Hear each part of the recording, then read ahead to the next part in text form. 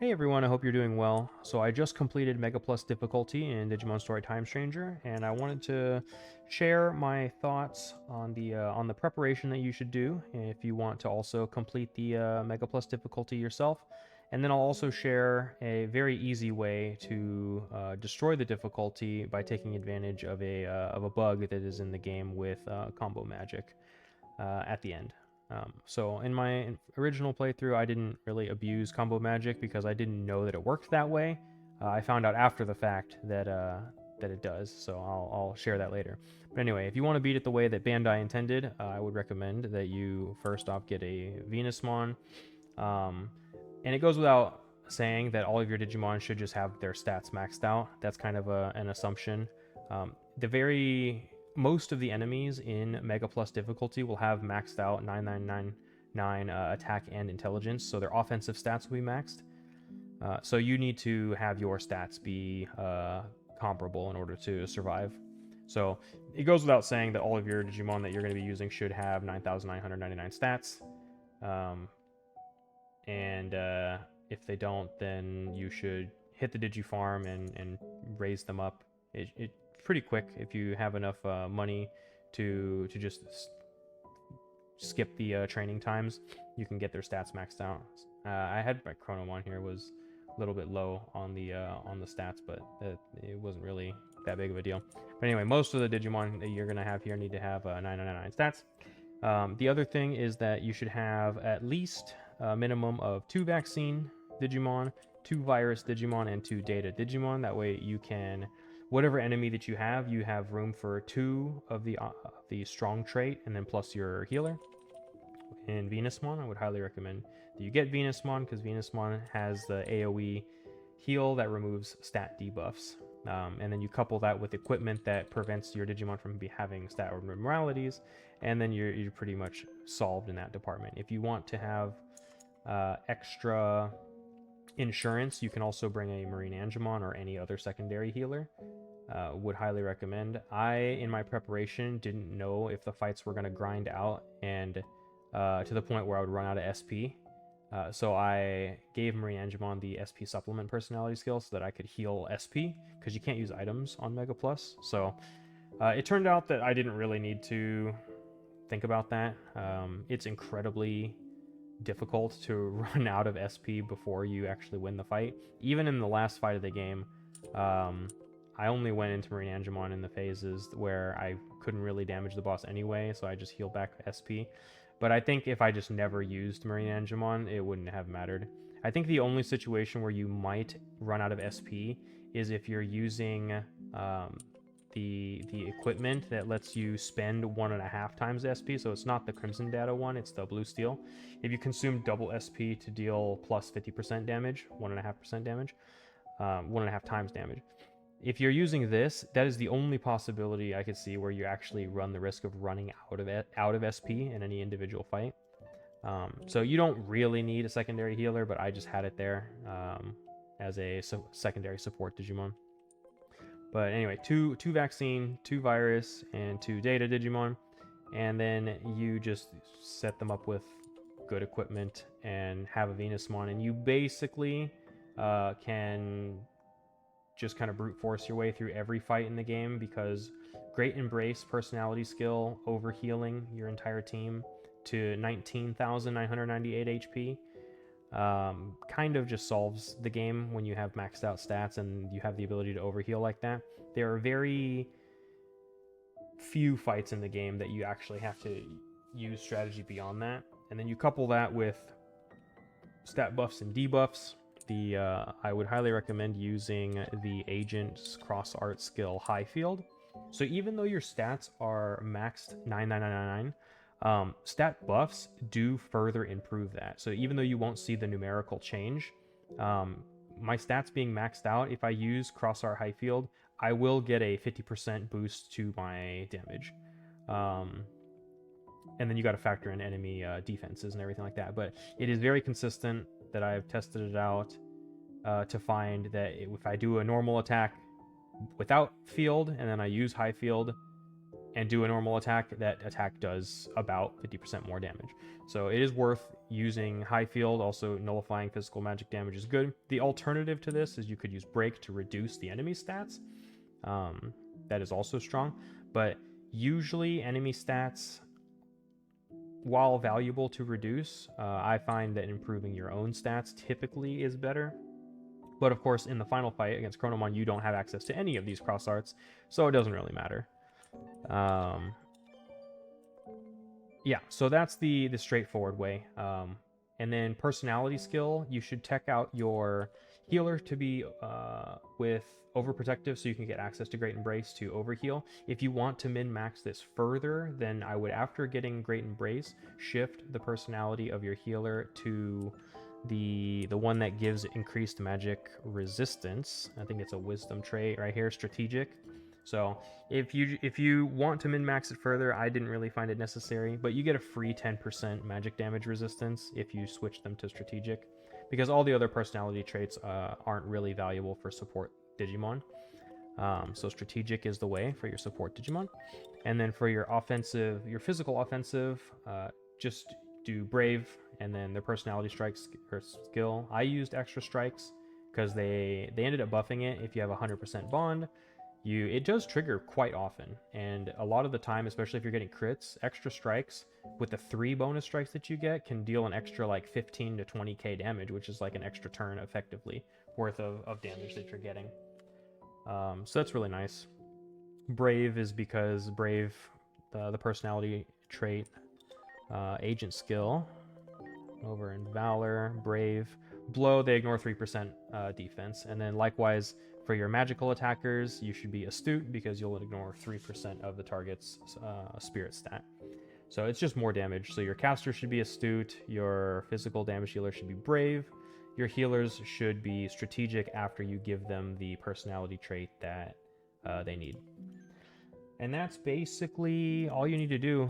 Mega Plus, the numbers were cranked up quite a bit, but the overall strategy, you don't really need to go too hard into buffs and debuffs.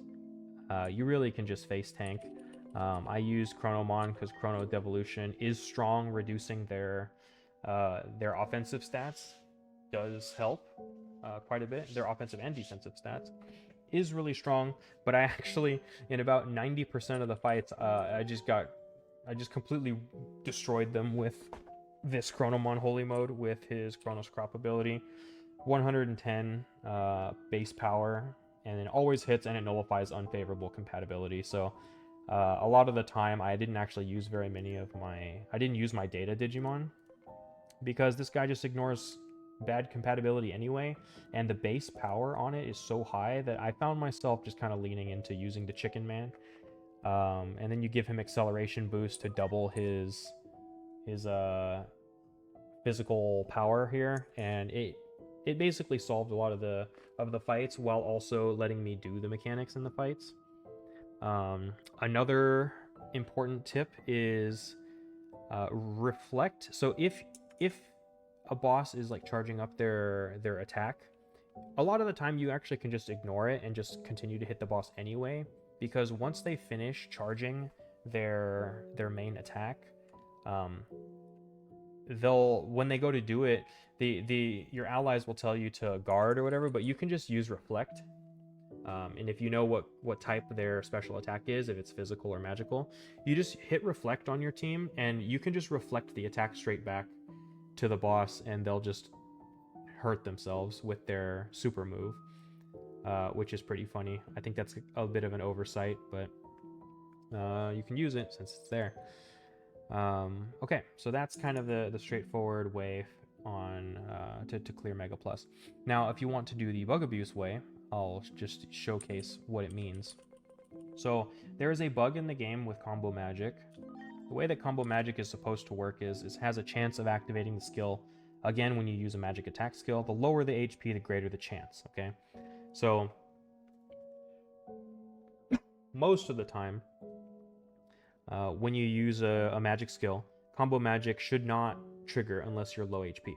But there is a bug in the game currently where if you overheal your Digimon with overprotective, like your Venusmon, overprotective, and you heal them over 9,999. Well, instead of reducing the chance for combo magic, it just guarantees you have a 100% chance for combo magic to go off. So that kind of throws all the strategy out the window. All you need to do is just hit the overheal with your healer, and then just proceed to spam your magic skills with combo magic until the opponent is dead. So the way that you abuse the combo magic bug is you just pick any Digimon that has the ability to lower. Well, first off, they have to have a magic attack, in order to use combo magic. And then I'm using Mastamon here as an example, but you can pick any Digimon that has the ability to do magic damage and reduce the elemental resistance.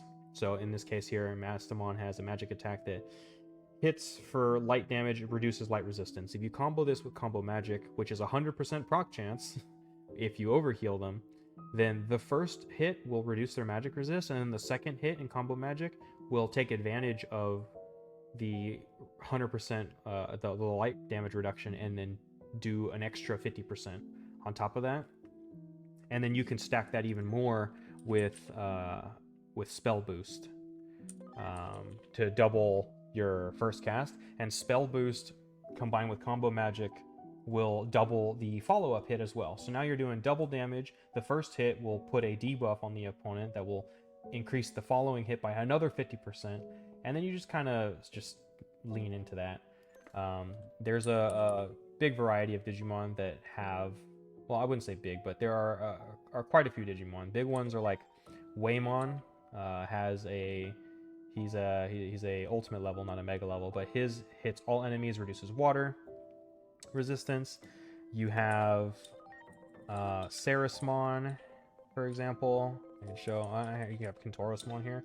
Kentorosmon with Odin's Breath, ice magic attack, all enemies, 100% reduction to ice resistance. It's a magic attack, reduces resistance. Slap combo magic on him, and he'll AoE debuff the enemies, and then always hit twice with combo magic because of the bug.